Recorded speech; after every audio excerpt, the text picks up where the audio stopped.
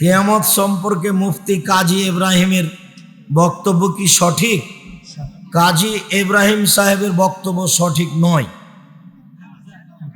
এই করোনা ভাইরাসের ব্যাপারে কাজী সাহেব যে বক্তব্য দিয়েছেন সেটাও চূড়ান্ত ধর্মবিরোধী কথা।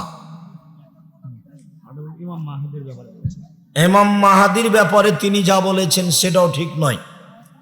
ইমাম মাহাদি ওই সময় আসবেন যখন ঈসা আলাইহিস সালাম আসার সময় হবে, একেবারেই শেষ মুহূর্তে আসরের আজান হয়ে যাবে, তিনি ইমামতিতে দাঁড়িয়ে গেছেন, একামত হয়ে গেছে।